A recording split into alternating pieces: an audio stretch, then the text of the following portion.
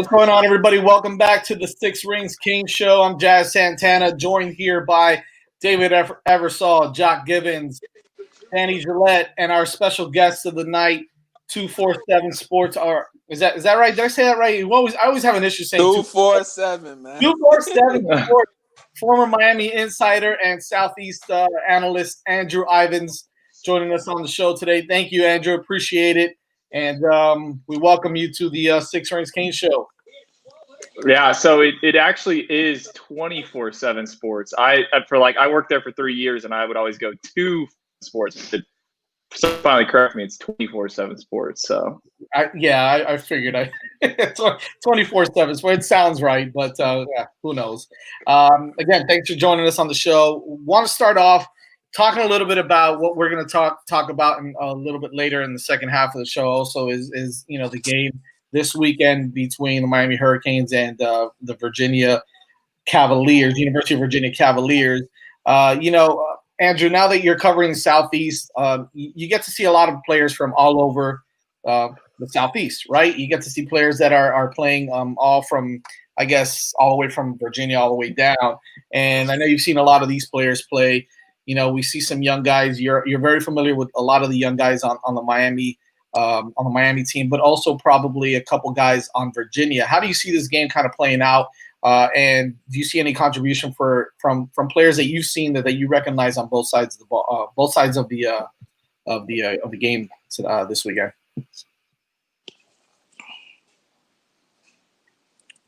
Did you hear me, Andrew? Well, I mean, let's just start off with kind of my assessment. Yeah, I heard you. You hear me or no? Yeah, it's delayed, but we're good. What about now? Or no? No, you good. We can hear you.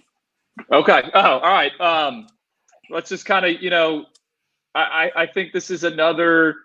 Last week, my term for the Pittsburgh game with Miami was kind of gut check. I think it sounds silly, but every week, Miami has to bring their A game with this weird 2020 season. Most fans, college football fans, want to treat this like years prior, where you play some out-of-conference games, and then you get into the heart of your schedule. And I don't think you can do that here in 2020. You got to kind of look at it like an NFL schedule. Every week you could go out there and legitimately lose if you're not a Clemson in the ACC. So I think it'll be another battle for Miami. When you look at the two teams on paper, obviously Miami is talented, but what Bronco Mendenhall and his staff do at Virginia is they do a great job of recruiting their type of player. I mean, they're not out there recruiting going for 4 and 5 stars. They're more looking for guys that are going to be scheme fits for them, guys that they can develop, guys that are going to be in their program 4 and 5 years. And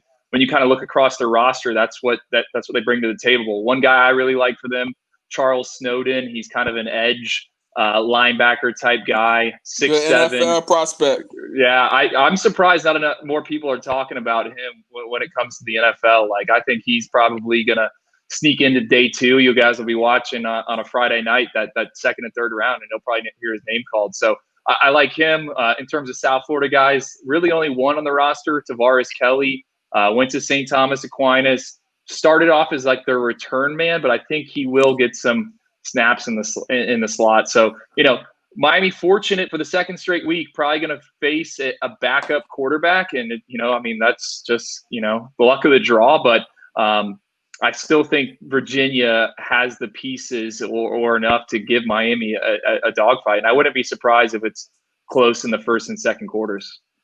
Yeah, definitely. And you were kind of mentioning some of the South Florida kids. We've all been talking about this for the past, it seems like all season now, really, is the issues at wide receiver with at the University of Miami, right? The young guys, the older guys, not getting enough separation, not making enough plays, especially on the outside. Guys like Michael Redding, I know you saw a lot of him at IMG and some of the other young guys also. Do you see anybody on this roster right now that could really separate themselves at the wide receiver position to become that guy that that KJ Osborne from last year and the guys prior to that? Do you see anybody on the roster now? Well, I'm a big KJ Osborne guy. Like I like him a lot. when he first entered the transfer portal. I kind of communicated him with him just because I knew him from IMG way before you even had Miami involved. Great player. Was he a true wide receiver one? Probably not. Probably more of like a wide receiver two. But that speaks to what you're talking about. Like the issue is Miami's not had a guy that can be the dude, the reliable guy, the playmaker, the guy that if it's third and long, they're going to him, or someone that's going to make that difference. And we saw spurts of it in Jeff Thomas, but it's never been consistent, really, I think, since Amon Richards was with the program. So you mentioned some of these young guys. Miami, it's not like they haven't recruited well. I mean, Mark Pope, Jeremiah Payton, those are highly touted guys that everyone in the country wanted.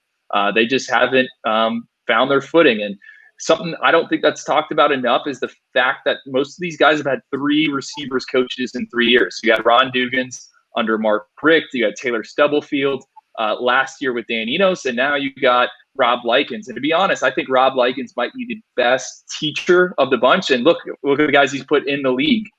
He's had back-to-back first-round draft picks when he was at Arizona State. So I don't think it's time to necessarily completely write off maybe Mark Pope and Jeremiah Payton. But look, you're 5 games into the season. You got to see what you got with the other receivers, and especially young ones. The one I'm probably the most excited about is Keyshawn Smith, who came from the San Diego area.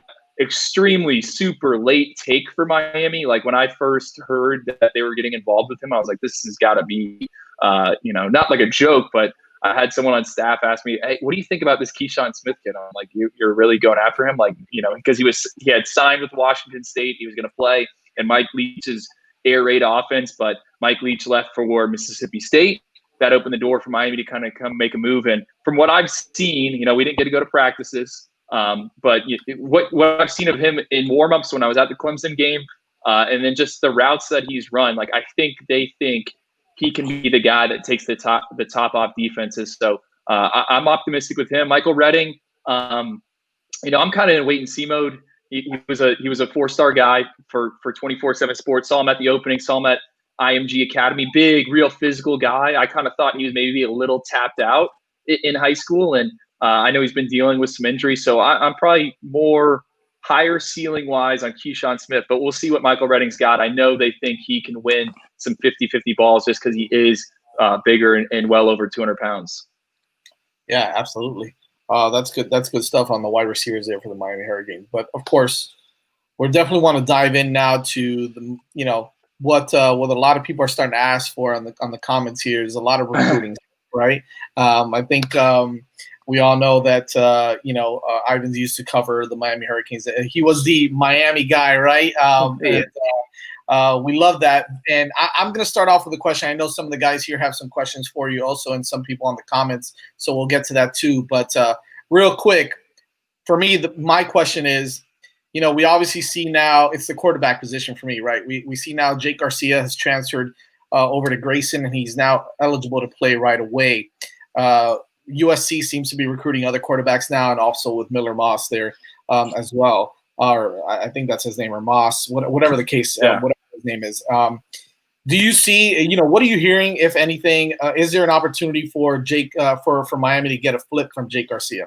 I don't think that door is completely closed. And it seems like every week we get some report or some analyst or some writer that says that they don't think that Jake Garcia is going to go anywhere. If he would have done it by now, or if he would have done it by now. And, my thought process on this whole thing and what I keep hearing is, Miami really doesn't have the leverage in terms of being able to be like, hey, you got to make your decision now. So I think he's still in play. I think Miami has maybe a month, three more weeks until they should probably pivot to another quarterback. But I think Miami's alive in this thing. I mean, if you look at most of the big quarterback flips, the kids are always saying the right things. It's what's going on behind the scenes. Jalen Milroe, who is a guy that Miami was after. He was committed to Texas. We played in the same 7-on-7 organization as De'Ara King. Hardly mentioned Alabama when he was committed to Texas, and then boom, out of nowhere, he flips. So, I wouldn't write it off yet. You got to remember, most schools want their quarterback signees to play games. Senior seasons are so important for the developmental aspect of college, of quarterbacks going to play in college. I mean, most of these guys don't start early on. Like, you cannot simulate game reps. I mean, sure, you get a spring game, but it's not like having to lead your team to a state title or rally down late in the fourth quarter in a regular season game that maybe you were supposed to win. So why did USC offer another quarterback? I don't know. I mean, maybe they are just making sure that they have a guy who can play. I mean, yeah, they got Miller Moss, but you want to make sure you're set at that position. So I'm not ready to completely write off Jake Garcia in Miami. I think Miami is still alive. I mean, I know they are still alive, and they haven't pivoted to anyone else yet. So I've been preaching patience, and I still think you got to be patient. Yeah, so you're not ready to put the crystal ball in on him yet, right? Well, so it's funny. My crystal ball is on Miami. Like, I can't change it. Last year, Miami led. They were the team, and then out of nowhere, in the span of really like 24 hours, and I guess I don't know what, I must have been at a high school game or something. Like, I just missed all the reports. And he ended up committing to USC. So I can't put my crystal ball in. I mean, it's on Miami already. I would have it on USC if I could change it. But I don't think Miami's completely dead in that at all. Awesome. I think that with the Jake Garcia news, I think that the kid, Caden Slovis, kind of is deterring his decision, because Slovis can turn out to be a 3-year guy. He's going to be the starter for the next 2 years for sure. He's going to be the guy there. So I think Jake is more looking for an immediate starting job, and he will have that at Miami because it'll be an open competition if he goes there. Yeah. Dave, you got any questions for Andrew Ivins? Yeah, Andrew, what do you think it's going to take for Miami to make that next step in terms of year after year consistent recruiting to move up into the conversations with the Clemsons and the Alabamas, Georgias, et cetera, those SEC powerhouses, and obviously Clemson in the ACC? Miami's had solid recruiting classes, but I don't think the real depth of elite prospects has been there over the last few years. I think they're starting to build a foundation of depth. But what do you think Miami needs to do in terms of recruiting? Is it an on-the-field thing? Is there more that they can do in the off-season to kind of make that leap to start really bringing in those high caliber prospects? That's a good question, David. I was kind of having this conversation today with someone else. They wanted to, like, how does Miami close that gap with Clemson? And it's the most frustrating answer, I think, for fans, but it's just going to take some time. The 2019 class for Miami was a transition class. Now, I think that class still has a ton of good pieces. Look, you got Gerard Harrison Hunt out of that. You got Jafari Harvey. Zion Nelson could potentially be from that Ja'Kai Clark. So that was a good transitional class in my eyes. Normally you see coaching staffs change and it's a hodgepodge of guys. And then 5 years later, there's only 3 or 4 guys left. But I think Miami did good in 2019. The 2020 class, I mean, look, Miami ended last season 6-7. They lost to Louisiana Tech and FIU. And somehow Manny and those assistants taught guys like Jalen Knight into signing with Miami. Like, that is a big deal in my eyes. And, I don't know how anyone can fault really what they're doing aside from a few positions in the class of 2021. So what do? You sign what you got now in 2021. You keep building on momentum and just give yourself, 4 classes in a row. And this would be, I think, number 2 or 3. And then you're going to be right there with Clemson. Look at what Dabo did. It didn't happen overnight. It took 4 or 5 years for him to get his guys to start recruiting at that level. They weren't always getting 4 and 5 stars. Like, it wasn't like they got 8 5 stars every cycle. It's going to take some time. And there's, for some reason, people are frustrated that Miami's 4-1. Like, look, if they go 8-3 or whatever it would be, like, that's going to let them keep them on that upward trajectory. So I think patience is the biggest thing. This cycle is a little weird because of the whole quarantine and the shutdown. I do think maybe Miami should be a little more open to getting outside of South Florida and maybe targeting some players from other prospects and trying to poach them, but they got to be the right guys. Like I mentioned Gerard Harrison Hunt. I always bring him up. just find some guys that want to maybe be at Miami at key positions, and then you kind of go from there. So that's the only thing, maybe the critique I have, but I think they're doing a good job right now. And it's just developing those guys that you're getting in those recruiting classes, because you can get the 4 and 5 stars, but if we're not developing them, it doesn't really matter if in terms of recruiting in the next class. So I think no, you're right. Andrew, got a question for you here before we get to a couple of the other guys. Some people in the comments, and I think this is one that I think is a little bit of a question mark. We know with Amari Daniels, he was rumored to really like to be in with Miami, right? Big. And then when he came out with his top 2, was Texas A&M and Georgia, was going to announce, decided not to announce. What's the deal with Amari Daniels? Is that someone with only 2 spots remaining on this year's class? Is that someone that Miami is still looking at? Or is that someone that's kind of a plan B guy right now? What is he looking at? Well, I'm still if I was a Miami fan, I'd still kind of be tracking that recruitment. Miami doesn't, in theory, I think, need to take a second running back in this class. But if you kind of understand or listen to what Manny says on the radio about his recruiting philosophy, like, they want the local talent to stay home. And I think the new offensive staff, led by Rhett Lashley, they kind of agree. So Miami thinks Amari Daniels is a talented back, and they're not someone that it would be hard to maybe turn him away. And right now, who knows what's going to happen? I'll say this, I think some people in Miami were really surprised when they didn't make that top 2, but they weren't all that surprised when he announced on Wednesday that he's pushing his decision back. Like, I know Miami is still in contact with him. So we'll see. You mentioned the numbers crunch. Miami is like, that always comes up, and it's regardless. They got to get a corner. They probably got to get a quarterback. So how do you squeeze Amari Daniels in? I don't know, but normally the numbers somehow always work themselves out. And I think Miami and other schools are holding out hope that the NCAA is going to kind of lax some of these scholarship limitations just because of the whole COVID-19 pandemic. They're now allowing kids to transfer on their own. So that sounds good in all theory until you actually try to crunch the numbers, and a lot of difficult decisions have been made, across the board for every program in the country. So a lot of people are wondering, how can Miami take Amari Daniels now? I mean, I think that they could do that if he wanted in, and then you kind of just figure it out, hey, in December, and I think you have a better idea about your numbers situation. I'm gonna throw a couple names at you here that some of the people are asking also, and I have questions. Mason Smith. I think he's going to be a long shot. I mean, let's be honest. I had a coach that recruits Louisiana for me that tells me the people in Louisiana make it really hard for Louisiana players to leave Louisiana. Like, LSU doesn't allow other schools to come in and work satellite camps at those schools. I just think LSU is going to be hard to beat. With that being said, Miami has got him on campus. They've remained in the mix. I think Miami's defensive scheme is very appealing for him, but Miami's probably going to need to find a way to get into the college football playoff to pull that off. Just keeping it real. That's just how I see it. Terence Lewis.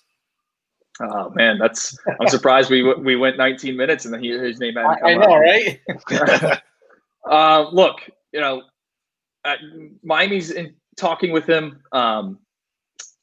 There's decisions that will have to be made. I keep saying decisions, but Miami, there's a reason a lot of schools backed off, and so Miami has to make a decision. Do we want Terence Lewis in our program or not? I think Manny is more open to it than most would think. So we'll see what happens with Terence Lewis. I like him a lot as a prospect. I think he's a new age linebacker, a guy I'm going to watch tomorrow night at Traz Pal. So he is still in play. But again, we talk big number crunch situation. What does Miami do? They already got a few linebackers committed. So how do you kind of fit him into the mix? What about Markevius Brown? Markevius Brown, Pahokee native. It's kind of, well, I guess Terence Lewis is different, but some of these kids haven't had a chance to visit Miami in a while, but Miami actually got Markevius Brown on campus like when he was a sophomore. I think that's the first time I actually ever met him.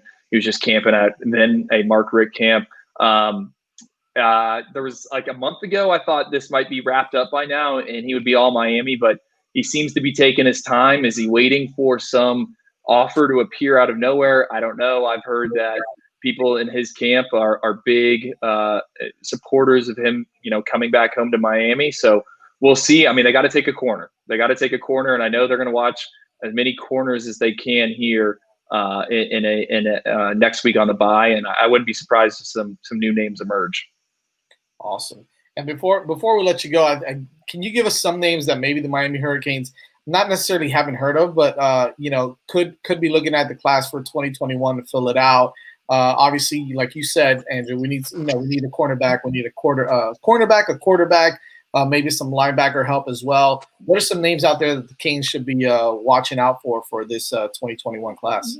Well, I'll start by saying this. I mean, Jake Garcia is still the priority as of Thursday, October 22nd at quarterback. If Miami were to start moving in another direction, I think they would automatically look into what's in the transfer portal. I think a graduate transfer would make a ton of sense. And maybe it doesn't even have to be a graduate transfer. I mean, with the NCAA allowing these guys to kind of shift around, there's going to be, quarterbacks transfer as is when they have to sit out. And now you're telling these kids they don't have to sit out. Like they can come in and play right away. I would anticipate a ton of arms in the portal. So maybe a situation where it's like a Jaden Daniels all of a sudden becomes, or not Jaden Daniels, excuse me. JT Daniels. JT Daniels. I love me some Jaden Daniels. I love him too, but boy, he come to Miami. Oh, I didn't mean him. I mean, there's going to be some guys. I know Mississippi State's quarterback from last season. He played 10 games last year. He just entered the portal because Mike Leach wanted him to be a receiver. In terms of high schoolers, you got Jay Allen, who's up in the Fort Pierce, John Carroll area. I think his tape is super intriguing. He's raw. He doesn't play the best competition, but I don't know how you can't watch it and think like, hey, this could potentially be like a Lamar Jackson, and he just makes plays. What about Go ahead. Kevin Smith, the quarterback from Palmetto? Good one, John. Well, he's a 2022. So that would be for the next cycle. I'm really interested to see what he looks like tomorrow because I have right now 1-2 in 2022 down here in South Florida. I got Zion Turner, the kid at St. Thomas Aquinas. He was excellent, I thought, this past Friday. So I have him 1 if Miami's going to look local, and then right behind him is Kevin Smith. But I'm interested. I want to see what he looks like tomorrow in a scrimmage against Booker T. Washington. And then one more quarterback I will say for potentially in the 2020 or 2021 class, Demetrius Davis. He's committed to Auburn. Miami was in there. He never visited. But what happens if Gus Malzahn, gets shown the door this season? I think he's from Houston, teammate of Corey Flagg. I'm not saying Miami's talked to him at all. I want to say that right away. But he would make sense to potentially make a late run at if Miami wanted to do that. Awesome. Cool, man. That's some good stuff there from Andrew Ivins. I think that got some of the the followers here, people who are watching, hyped up for Miami Hurricanes football with some of the young guys coming in. I think, again, Andrew, I think it's going to be important to get some good wide receivers in this recruiting class. I know Romello Brinson and Rashard Smith, and what's the other kid? Oh, Jacoby George. Kitchens. Yeah. Well, Kitchens is I think he's a safety, but Jacoby George, right? Kid out of Plantation. Yes. Yeah. Really quick before I let you go on that one, do you think the potential of those kids to come in and make plays and kind of separate themselves as that wide receiver 1? Is there a potential there with any of those guys? I think if you're talking true wide receiver 1, I think Romello Brinson would have to be the guy just because he's an outside receiver. He's 6'2", he's super skinny. He's someone that David Feely's going to have to work with. I mean, if they can get him in in January and start tacking on the pounds, and like that will be huge. I think he can. I go back to the state title game against Orlando Jones. He had a nice little 2-foot jump, went up and picked the ball right over a receiver for a touchdown. So I'm optimistic about him. But again, I thought Jeremiah Payton could be that guy. So him. And then, the other two are more, I think, of kind of your slot guys.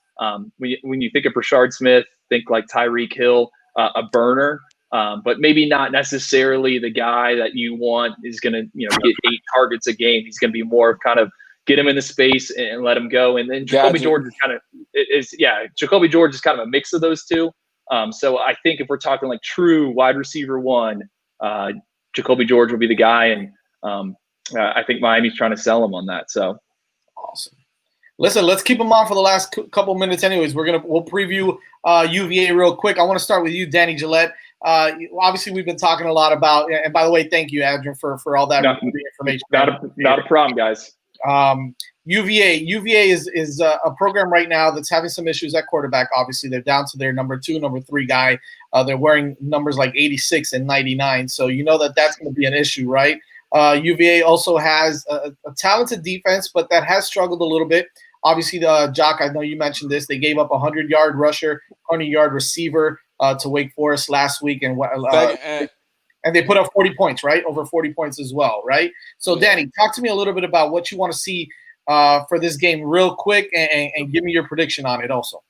I want to see more consistency from the running game. Miami did have three double-digit rushers last game, but they all didn't go above 20 yards. I believe it was in like the 10s. So that's definitely concerning. I definitely want to see Miami, play a good rushing game, and then also try to get production from Will Mallory at tight end. Again, he had a good game last game, and he had a touchdown on Saturday, so I think that will be important. As for the score prediction, I would have to say 35-21 Miami. I think they're going to have a good game. Dave, what do you think?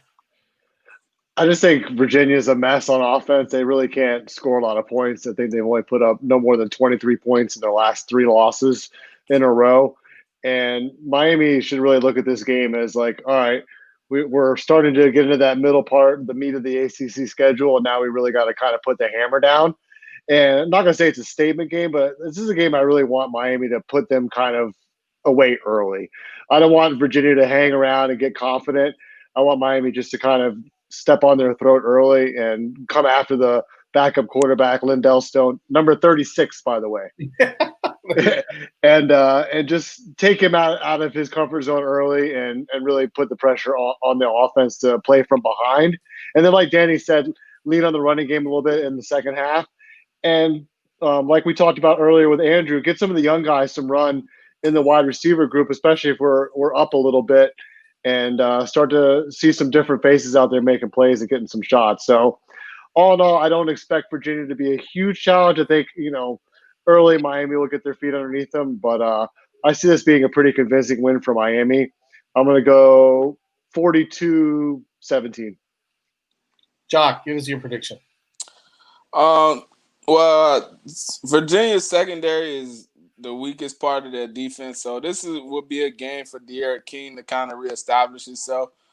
Just like he had a game against Louisville where he kind of came out, made some good throws, get him in a rhythm early, get the playmakers involved on the outside. You're probably going to see a rotation of receivers. I think the first series would be the starters. The second series, you'll start to get a little rotation there. I think the only consistent factor on offense is going to be Will Mallory, as a pass catcher. But I just see this as a game for De'Aaron King to get back to what he was earlier in the season. He struggled the last 2 games. And I think, like I said, I want to see him get more involved in the running game with the design quarterback runs. As I mentioned before, it's the hardest thing to stop in football because you have to surrender that extra guy to be the quarterback player. And that's why you see it in the NFL more, and now you're starting to it's sprinkled everywhere. So I want to see him get a little bit more involved in the run game because it'll help the running backs get going as well. And Miami should roll this team. I am going to give Virginia a fighting chance. I feel like in the first and second quarter, they're going to hang around just because Bronco Mendenhall teams play hard. I've never seen a game where they're not competitive. They played Clemson hard in the first half, but ultimately Clemson pulled off at the end. But I see it being a 42-24 win by Miami. But Miami cannot take Virginia lightly because Bronco Mendenhall does have those guys playing hard every snap. So you will see some guys make some plays for Virginia early. It's just the quarterback position is a major problem for them right now. But if they were healthy, I would predict a closer game. But I see Miami rolling. And I just want to see King get his feet back under him and making the passes. I'll be quick. Running game needs to step up, go huge today. This weekend, I'm gonna need Cam Harris and the rest of the bunch to go off. De'Aaron King, I think, is gonna do his thing, so I think we'll be all right. I'm gonna go 40-13 Miami. Andrew, I don't know if you can give score predictions and whatnot, but any last thoughts? Anything related to the game? No, I think you guys hit on a lot of different things there. I think my score prediction was Miami 33, Virginia 20. So they would cover there. Again, I wouldn't be surprised if it's tight early on, but Miami should be able to actually run the ball, and I think they're going to want to do that behind De'Aaron King and Cameron Harris. Absolutely, man. Again, thank you so much, Andrew, for coming on the show. You can follow him at Andrew_Ivins. Did I get that right? Yeah, you got it, man. Boom. Thank you, guys. Appreciate it. Appreciate you, man. Thanks, Andrew. We'll be back on Saturday for the pregame for Canes and UVA, but you can always catch us all on at 5 Reasons Canes. David Eversole, Danny Gillette, Jock Gibbons. Thank you guys so much. And, of course, once again,